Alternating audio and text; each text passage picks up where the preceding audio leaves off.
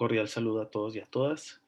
El trabajo de investigación que voy a presentar se ha titulado Cómo favorecer el desarrollo profesional docente colaborativo entre didactas de las ciencias y matemáticas.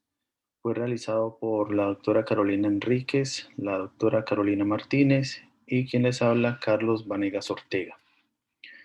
El estudio se inscribe dentro de la metodología del self-study colaborativo. Los self-studies son procesos de investigación que tienen como foco el análisis de la propia práctica y la búsqueda de comprensiones más profundas sobre lo que está ocurriendo en ellas. Por lo tanto, lo que busca es elicitar aquellos aprendizajes y la construcción de conocimiento a partir de la propia experiencia. Eso significa que lo que se instaló es una modalidad de trabajo que permitió indagar qué era lo que pasaba con nosotros, los didactas de ciencias experimentales y matemáticas, cuando abordábamos los desafíos que implica la docencia universitaria. Para ello realizamos un trabajo investigativo entre dos instituciones quienes compartimos experiencias que nos permitiese entonces tener un proceso de retroalimentación de acuerdo al desarrollo de nuestra propia docencia.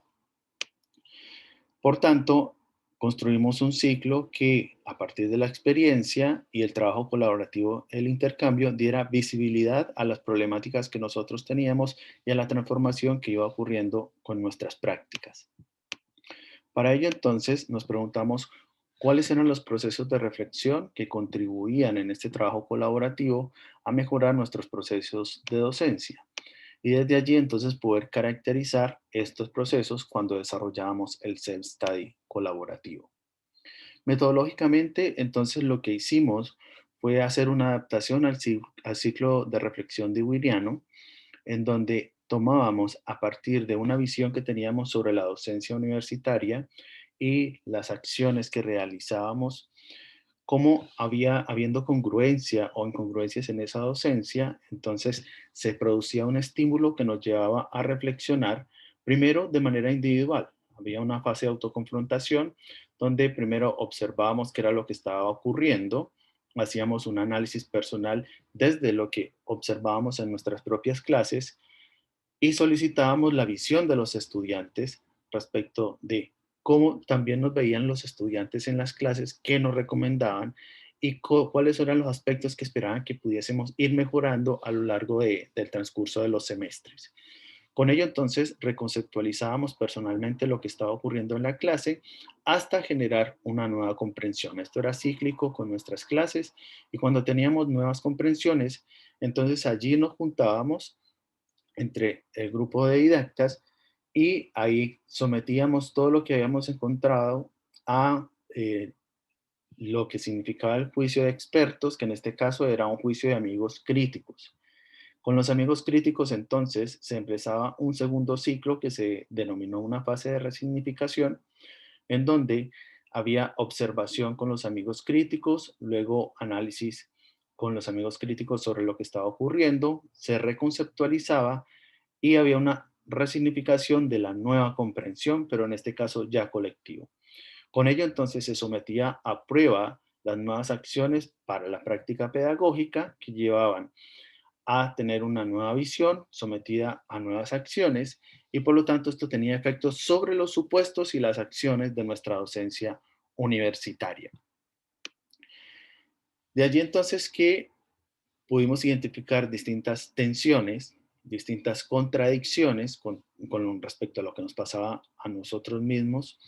y una resignificación de nuestra docencia. En concreto, la experiencia, debido al tiempo no puedo detallar qué ocurre con cada uno de los casos,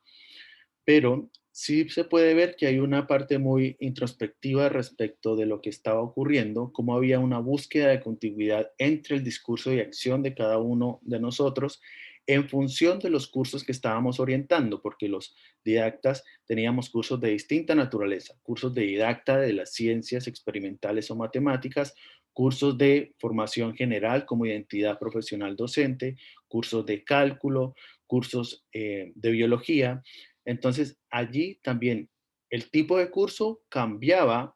las dimensiones de análisis, pero lo que sí es que siempre había esta tensión entre lo que queríamos que ocurriera en la clase y lo que en realidad ocurría a partir de los marcos desde los cuales nos posicionábamos como didactas.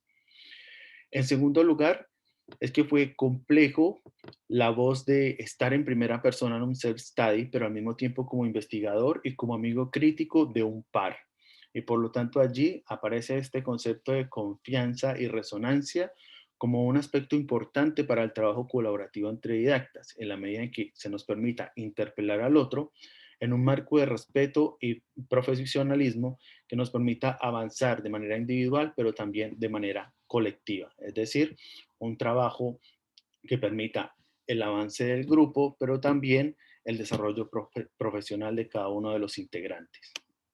En ese sentido, los procesos de reflexión y resignificación fueron claves para que este andamiaje de experiencia, colaboración e intercambio pudiese hacer visible aquellos supuestos invariantes que nosotros teníamos, o sea, aquellos aspectos que podríamos ir modificando y aquellos que tácitamente no estábamos dispuestos a modificar porque había un convencimiento de que nuestra docencia debía guiarse bajo esos supuestos o esos marcos de acción.